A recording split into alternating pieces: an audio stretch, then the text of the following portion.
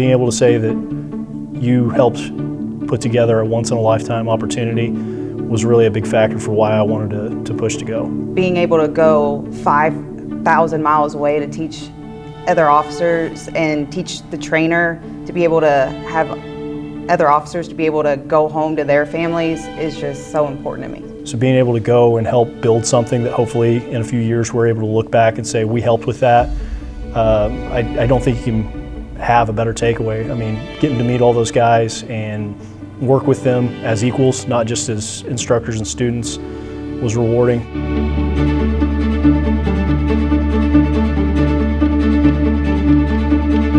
We had coordinated with the local embassy, coordinated with local authorities. We had some plans in the background in the event that there had been, because geopolitically there were a lot going on during that time. The American embassy in Lithuania actually had received a series of prisoners from Belarus. So there was, again, a lot going on. We had a handful of phone calls. Their embassy staff were just extremely helpful. But yeah, just making sure that they were okay and that we were well informed that if in the event we had to get out of there that we could. But everything ended up going very well.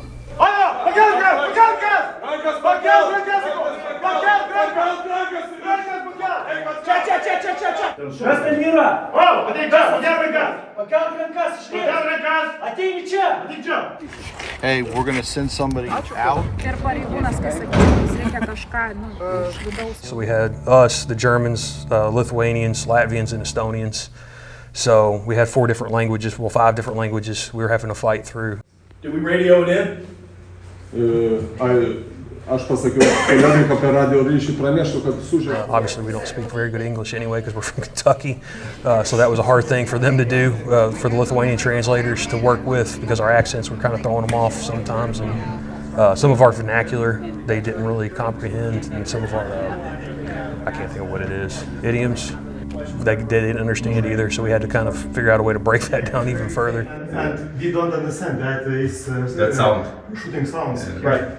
So I do that purposely. You know, in a short period of time, we had folks from all these different countries, all these different backgrounds, different languages, but really the one thing I think that really brought everything together very quickly is that we all have the same public safety mission, and kind of that brotherhood or sisterhood was just so evident so quickly.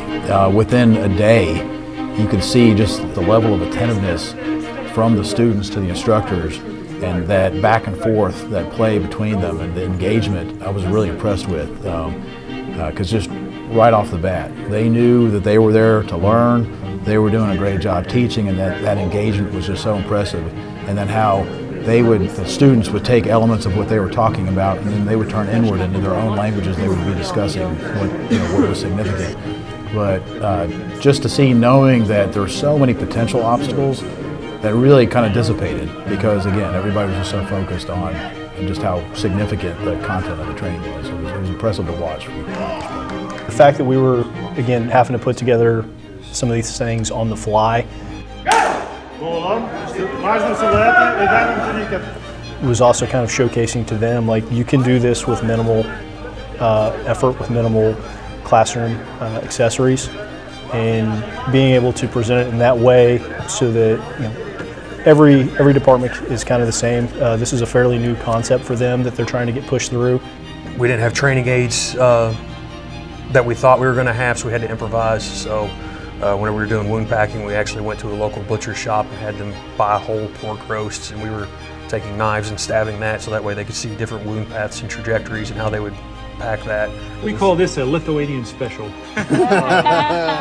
But like with needle decompression, we went out and got a rack of ribs, showed them placement-wise on a person where they would do it, and then actually practice on the rack of ribs how to actually do the needle decompression. You can just go out and buy a $20 ham and you've got everything you need.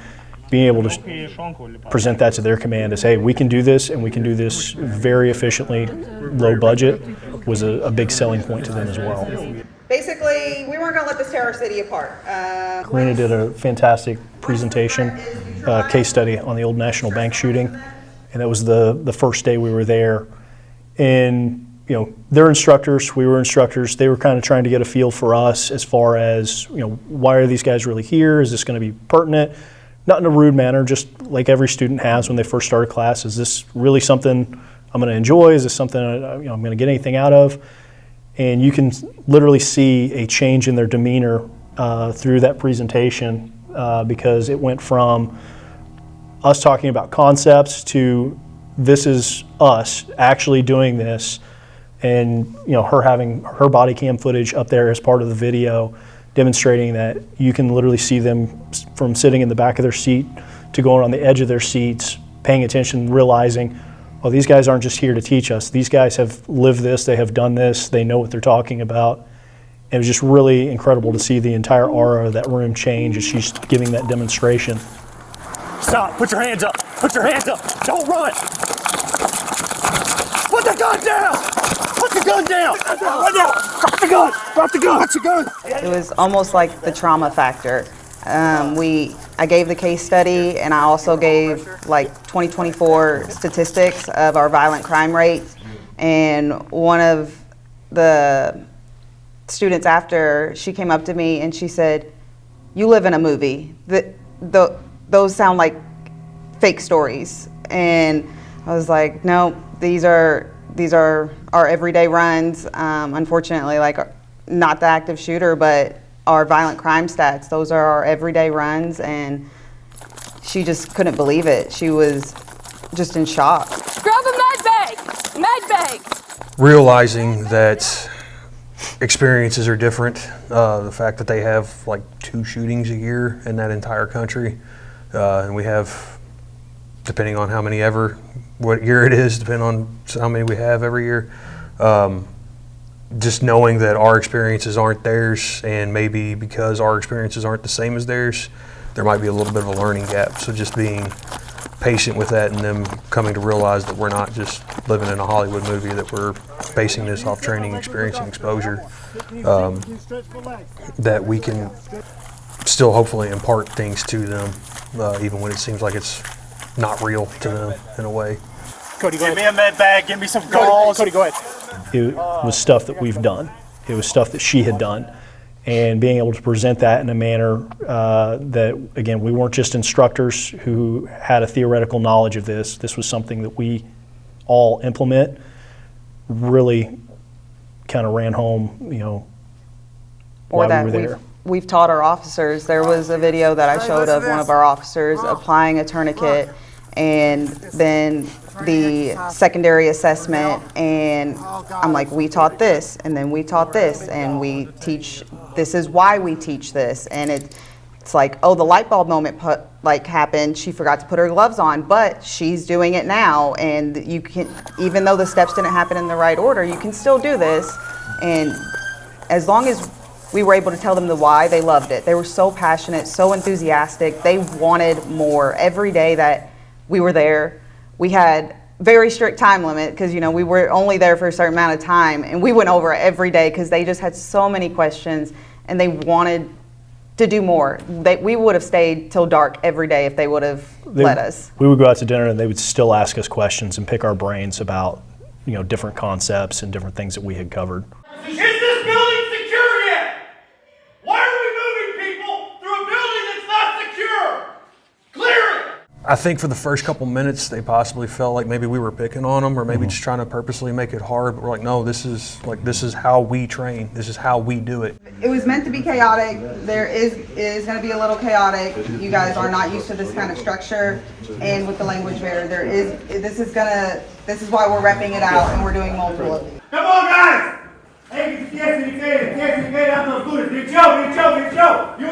And we didn't really amp it up that much more than what we do for our people.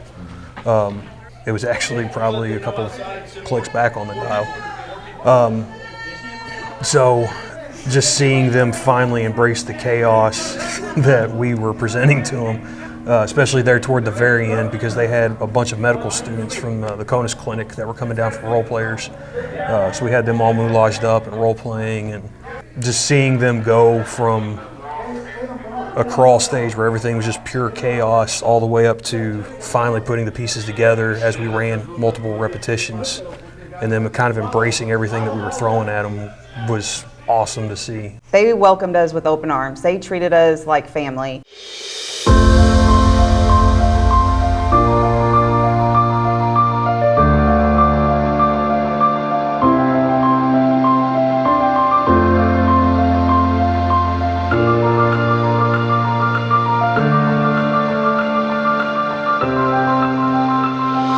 I can't explain that any better. We met lifelong friends. They treated us like family. Every night they took us to a big dinner. They took time from their own families and made sure that we felt welcome. Just outside of the classroom, it was a once in a lifetime experience. They're very active. I mean, we walked everywhere. I forget how many miles we walked that week. It was over 50 miles. Yeah, it was a lot. That we walked Sunday was 10 miles long. Yeah, we walked everywhere we went. We would go into the city, we would park, and we would walk the rest of the day. They really brought us in, as she said, with open arms and just shared their very proud country for a lot of really significant reasons. And they shared all kinds of culture with us. So they showed us lots of historical areas, parts of the city. Yeah, they walked us around like the city, and they showed us how they fought to keep their country a country and how Lithuania almost was taken over. And that was very, very surreal and very humbling to realize how lucky we are that we never had to go through something like that, because this was just what, back in the 80s. Mm-hmm. Yeah. And the museums we went to, like, people remember this and they were like, oh, I was this age when this happened, and it was very humbling.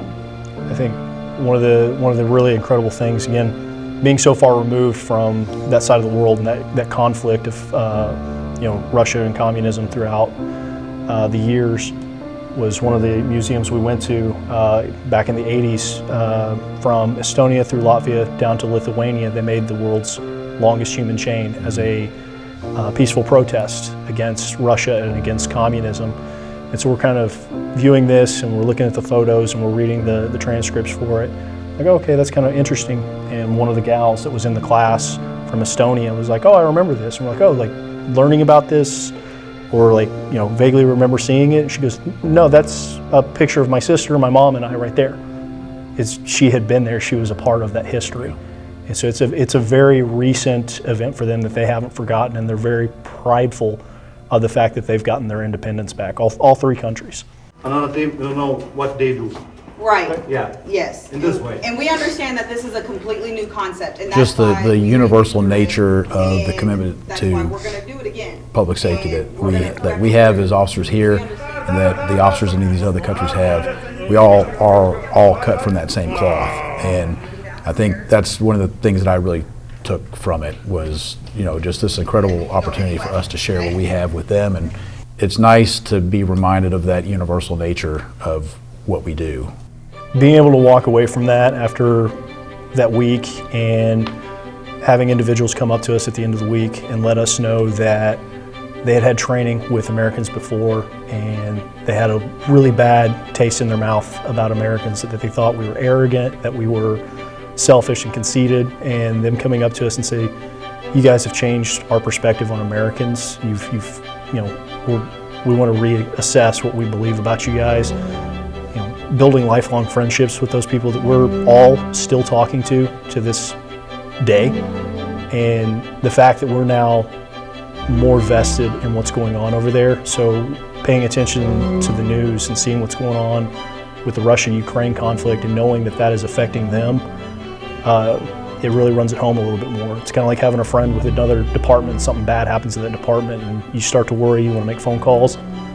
We're now fully vested with all four of those countries and what's going on with them. I had the same guy tell me, just being American and thankful that we weren't jerks or arrogant. And then I had a female instructor come up to me and thank me and just tell me how nice it was being represented as another female instructor, because she expected, there was only a total of 3 females in the class, and she was not expecting a female instructor. So that was very important to her, and she was very happy. They're in the middle of some pretty violent conflict, and now they can protect their community if anything happens over there, and I feel just a little bit better knowing that my friends are a little bit more prepared. I mean, what an honor for this agency and for this city, that the efforts that, starting with Officer Richardson and working together with U of L and everything that we've worked to develop, that they brought to the table going to Lithuania. Just what an incredible honor that it was this group that got to represent that, that got to bring that forward. So I just think it just says a lot for where this department is and where we're going.